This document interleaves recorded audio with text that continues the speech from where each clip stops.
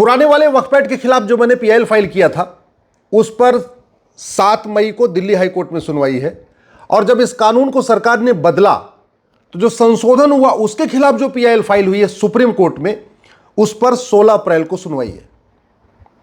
मैंने जब Delhi high court में पीआईएल फाइल किया, उसके बाद देश भर में अलग अलग हाई कोर्ट में पीआईएल फाइल हुई और कुल मिला के 120 पीआईएल फाइल हो चुकी है। ये केंद्र सरकार ने दिल्ली हाई कोर्ट को बताया था अपना एफिडेविट फाइल करके। अब संशोधन हो गया तो उसके खिलाफ लगभग 1.5 दर्जन याचिकाएं सुप्रीम कोर्ट में आ चुकी है। मुझे दिल्ली हाई कोर्ट इसलिए जाना पड़ा कि जब हमने सबसे पहले इस पुराने वाले कानून को, वक्फ एक्ट को, जब सुप्रीम कोर्ट में चैलेंज किया था तो माननीय सुप्रीम कोर्ट ने हमसे कुछ सवाल पूछा था। पहला तो ये पूछा था कि आपकी कितनी जमीन वक्फ बोर्ड ने कब्जा कर लिया इस कानून का उपयोग करके। दूसरा ये भी कहा था कि आपको अगर लॉ को चैलेंज करना तो दिखाना पड़ेगा कि लॉ का मिसयूज हो रहा है। जब हमने लॉ का मिसयूज दिखाने के लिए पूरा एक नोट्स कोर्ट को दिया, उसमें लगभग 10 लाख एकड़ का जिक्र था, तो उसको कोर्ट ने हमें पढ़ने नहीं दिया था। और जब कोर्ट का मूड हमने देख लिया कि नहीं, एक्सेप्ट नहीं करना चाह रहे हैं, नोटिस नहीं करना चाह रहे हैं पीआईएल पे, तो हमने अपनी पीआईएल वापस ले लिया और फिर हम दिल्ली हाई कोर्ट गए और दिल्ली हाई कोर्ट ने सरकार को नोटिस जारी किया। उसके बाद देश के अलग अलग हाई कोर्ट में पीआईएल फाइल होना शुरू हुई और 120 पीआईएल अब तक हो चुकी है। हरिशंकर जैन जी की पीआईएल, विष्णु जैन जी की पीआईएल इलाहाबाद हाई कोर्ट में है, ऐसे मुंबई हाई कोर्ट में पेंडिंग है, हिमाचल हाई कोर्ट में पीआईएल है, राजस्थान हाई कोर्ट में है, गुजरात हाई कोर्ट में है, बंगाल कलकत्ता हाई कोर्ट में, पूरे देश में अलग अलग पीआईएल चल रही है। एक जो लॉजिक दी जाती है वक्फ के मामले में कि भाई बाबर का चबूतरा, तुगलक का किला, गोरी गजनी का जो जहाँ वो घूमते टहलते थे, लोधी का जो पार्क है, या जो औरंगजेब का घोड़ा जहाँ घास खाता था, वो सब वक्फ प्रॉपर्टी है। अगर उसके हिसाब से देखिए तो वर्तमान जो एशिया है ना, वर्तमान एशिया, भारत नहीं, भारत के बॉर्डर पे जो राज्य देश हैं वो और प्लस और भी देश हैं, तो जो पूरा का पूरा वर्तमान एशिया है उसमें आर्मेनिया है, अजरबैजान है, बहरीन है, ब्रुनेई है, कंबोडिया है, साइप्रस है, जॉर्जिया है, इंडोनेशिया है, Iran, Iraq, Israel, Japan, Jordan, Kazakhstan, Kuwait, Thailand, इसके अलावा चीन, भूटान, नेपाल, पाकिस्तान, अफगानिस्तान, बांग्लादेश, म्यांमार, श्रीलंका, मालदीव, पूरे के पूरे वर्तमान एशिया पे भगवान श्री राम का राज था। उत्तर की तरफ भरत राज कर रहे थे, दक्षिण की तरफ शत्रुघ्न राज कर रहे थे, और बीच में भगवान श्री राम लक्ष्मण जी के साथ बैठ के बाकी जो मध्य एशिया है वहाँ पे राज कर रहे थे। तो पूरा का पूरा एशिया भगवान श्री राम ने राज किया। तो अगर ये वाला फार्मूला अपनाएं कि जहाँ जहाँ मुगलों का चबूतरा था, मुगलों का मकबरा था, बीबी का मकबरा था, मुगलों की जहाँ घोड़े उनके बांधे जाते थे, वो प्रॉपर्टी वक्फ की हो गई, मुस्लिम्स की हो गई, उसके हिसाब से तो पूरा पूरा एशिया हिंदुओं का हो गया, क्योंकि भगवान श्री राम राज करते थे। चलो भगवान श्री राम बहुत पहले राज करते, थोड़ा उसके बाद में आ जाते हैं। 5,500 साल पहले युधिष्ठिर जहाँ राज करते थे, तो युधिष्ठिर ने राज किया वर्तमान भारत पे, चीन के ऊपर किया, भूटान पे किया, नेपाल पे किया, पाकिस्तान पे किया, अफगानिस्तान पे किया, बांग्लादेश, म्यांमार, श्रीलंका, मालदीव, ये पूरा का पूरा एरिया धर्मराज युधिष्ठिर ने राज किया। तो उसके हिसाब से जहाँ जहाँ युधिष्ठिर का राज था वो प्रॉपर्टी हिंदुओं की हो जानी चाहिए। थोड़ा और बाद में आ जाते हैं, चंद्रगुप्त को देख लेते हैं। तो लगभग भारत के बाउंड्री पे जितने भी देश है, चाहे वो पाकिस्तान है, चाहे अफगानिस्तान है, चाहे बांग्लादेश है, चाहे आपका भूटान है, म्यांमार है, मालदीव है, श्रीलंका, ये सभी क्षेत्रों में चंद्रगुप्त ने राज किया। ये तो 2,500 साल पुरानी बात बता रहा हूँ आपको। तो फिर तो ये सारे के सारे देश हिंदुओं के होने चाहिए, क्योंकि जहाँ जहाँ उनका किला है, जहाँ जहाँ उन्होंने कुछ भी निर्माण कराया। भाई कंबोडिया में आज भी मंदिर है, थाईलैंड में आज भी भगवान श्री राम की पूजा होती है, बैंकॉक वगैरह चले जाइए आप, बैंकॉक के एयरपोर्ट पर उतरेंगे तो आपको बाकायदा समुद्र मंथन का बाकायदा वहाँ पे स्टैचू बना हुआ है। तो इसी तरीके से पर्शिया, जिसको आज की डेट में ईरान इराक कहते हैं, वहाँ तो अग्निदेव की पूजा होती थी, वहाँ तो हवन होता था, और आज भी पारसी अग्नि की पूजा करते हैं, हवन करते हैं। कभी भी गृह प्रवेश करते हैं तो पहले गाय घर में प्रवेश करती है, ये पारसियों का कल्चर है। तो जहाँ जहाँ आज की डेट में आप देख रहे हैं, ये सारा का सारा फिर तो हिंदुओं का होना चाहिए। इसलिए मेरा ये मानना है कि ये लॉजिक देना कि नहीं ये मुगलों का घर था, मुगलों को चबूतरा था, मुगलों को मकबरा था, इसलिए मुस्लिम्स की प्रॉपर्टी वक्फ प्रॉपर्टी, वो लॉजिक ठीक नहीं रहेगी। दूसरी लॉजिक देते हैं। अगर इनका ये कहना है कि नहीं नहीं, जहां मुगलों का एरिया था वो वक्फ प्रॉपर्टी हो गई, तो जो राज्य होता है वो राजा के बदलने के साथ पूरा पूरा मालिकाना हक बदल जाता है। जैसे जब तक मुगलों ने राज किया, उसके बाद जैसे ही मुगलों के बाद अंग्रेज आए तो पूरा पूरा भारत, पाकिस्तान, बांग्लादेश तो फिर अंग्रेजों के कब्जे में आ गया। फिर तो अंग्रेज भी कल को क्लेम करना शुरू करेंगे कि भारत, पाकिस्तान, बांग्लादेश ये सारा सारा क्रिश्चियंस का है, अंग्रेजों का है। चर्च भी कल को ऐसे क्लेम करना शुरू करेंगे जैसे वक्फ बोर्ड वाले अपना क्लेम कर रहे। और एक बार अगर मान भी ले कि था भी, तो मुगलों से ट्रांसफर हुआ, जो सत्ता ट्रांसफर हुआ अंग्रेजों को हुआ, और अंग्रेजों के बाद सत्ता ट्रांसफर हो गया किसको? भारत के संविधान, भारत को संविधान लागू हो गया। तो जो प्रॉपर्टी मुगलों की थी, बाद में वो प्रॉपर्टी ट्रांसफर हो गई अंग्रेजों को, फिर वो प्रॉपर्टी ट्रांसफर हो गई भारत की सरकार को। तो फिर वक्फ प्रॉपर्टी हुई क्या? चलो एक बार मान भी लेते हैं भाई, ठीक, वक्फ हुआ। पहला वाला वक्फ एक्ट 1913 में बनाया जिन्ना ने अंग्रेजों के साथ मिलकर। पहला कानून जो वक्फ एक्ट पे पहला कानून बना 1913 में बना था, वो जिन्ना ने अंग्रेजों के साथ मिलकर बनवाया था।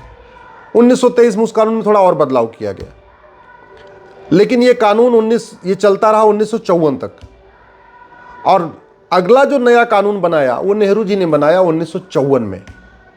तो जब तक जिन्ना वाला कानून चल रहा था, 1954 तक चला, तब तक भारत में कुल वक्फ प्रॉपर्टी थी 50,000 एकड़। इसको ध्यान से सुनिए, कुल प्रॉपर्टी थी जब तक जिन्ना का कानून चला, अंग्रेजों का और जिन्ना ने जो मिलकर कानून बनाया था, प्रॉपर्टी थी 50,000 एकड़।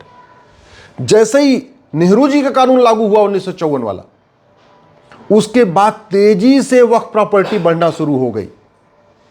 इंदिरा गांधी ने उसको और मजबूत किया, राजीव गांधी ने उसको और मजबूत किया, और सबसे खतरनाक जो बदला गया वो तो नरसिम्हा राव, भारत रत्न नरसिम्हा राव जी ने 1995 में कर दिया।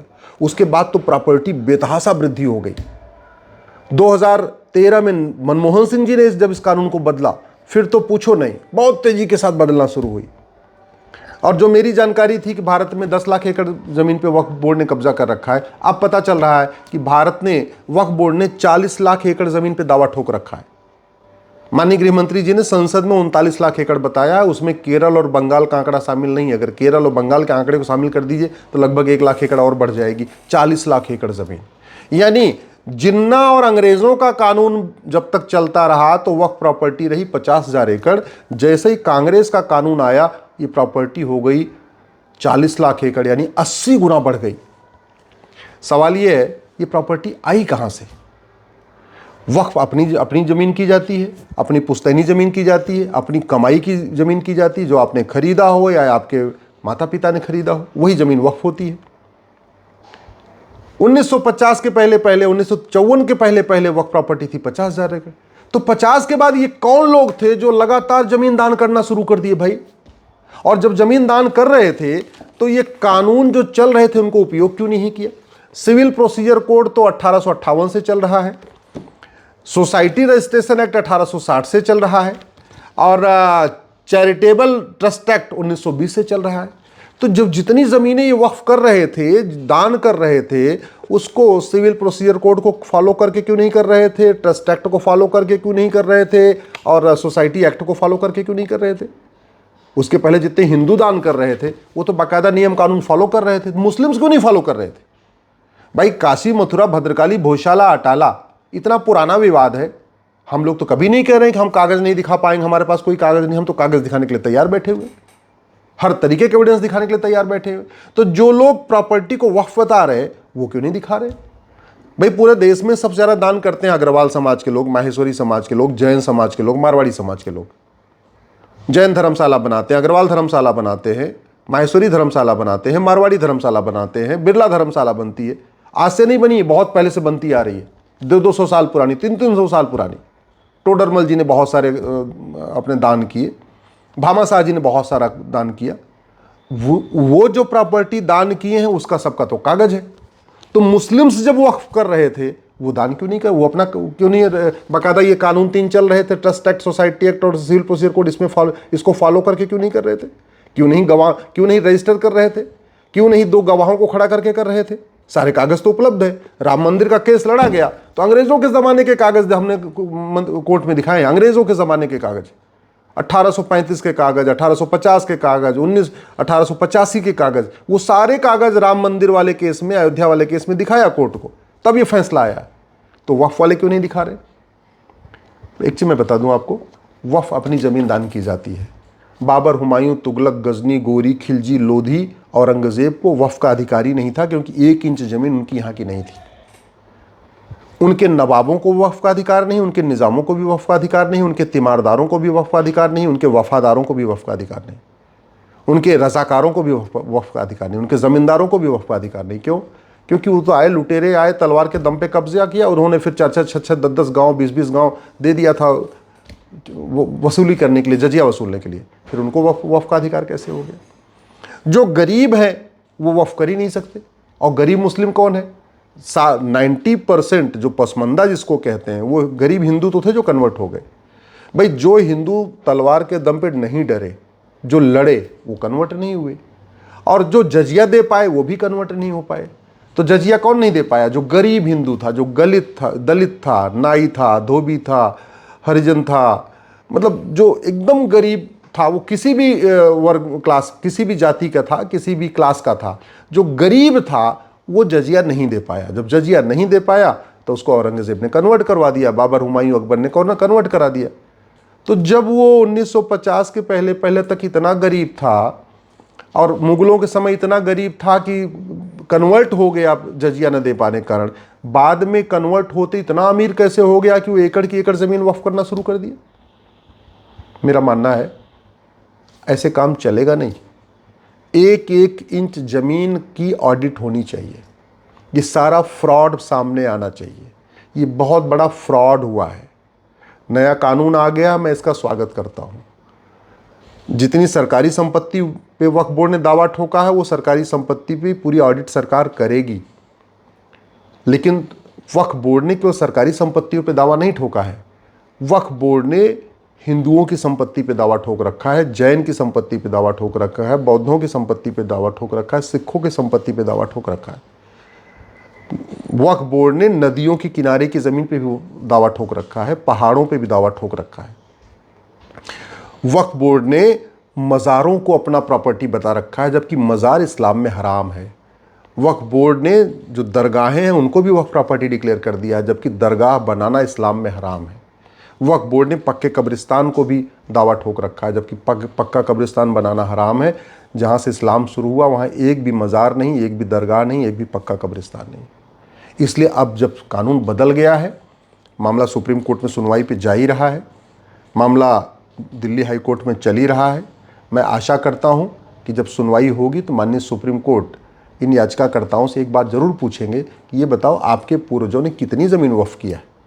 ये जितने लोग आए हैं, चाहे ओवैसी आए हैं, चाहे अमानुल्लाह खां आए हैं, चाहे मदनी साहब आए हैं, जो लोग भी आए, इमरान प्रतापगढ़ी आए हैं, जो लोग भी आए, मैं आशा करता हूं कि सुप्रीम कोर्ट उनसे एक सवाल ज़रूर पूछेगा कि आपके पूर्वजों ने कितनी ज़मीन वक्फ किया। और दूसरा सवाल ये पूछेगा कि ये जो नया कानून आया है जिसके खिलाफ आप सुप्रीम कोर्ट आ गए हो, इस कानून के आने के बाद आपकी कितनी ज़मीन सरकार ने कब्जा कर लिया है। और तीसरा एक सवाल ये भी पूछेगा कि आप सीधे सुप्रीम कोर्ट क्यों आ गए। 120 PIL तो अलग अलग हाई कोर्ट में पेंडिंग है, तो अपने अपने हाई कोर्ट में जाइए, और जब 1-2 हाई कोर्ट का फैसला आ जाएगा तो हाई कोर्ट का फैसला जिसको चैलेंज करना होगा सुप्रीम कोर्ट अपने आप आएगा। आप सीधे सुप्रीम कोर्ट क्यों आ गए हो। मैं आशा करता हूं कि जो सवाल हमसे पूछा गया था वो सवाल माननीय सुप्रीम कोर्ट इन याचिकाकर्ताओं से भी पूछेगा। और सबसे बड़ी बात, अब वक्फ के ऊपर पूरा गंभीरता के साथ हर एक गाँव, मोहल्ले, सभा, हर जगह चर्चा करने की ज़रूरत है। और ये जो फ्रॉड चल रहा है वक्फ बोर्ड के नाम पे, जो फ्रॉड चला है वक्फ ट्रिब्यूनल के नाम पे, भारत के संविधान में कहीं वक्फ नाम का शब्द ही नहीं है। उसके बाद भी इतना बड़ा जो खेला हुआ है, जो 40 लाख एकड़ ज़मीन पे दावा ठोक रखा है, 1-1 इंच ज़मीन की ऑडिट होनी चाहिए और जो ज़मीन जिसकी है वो उसको मिलनी चाहिए।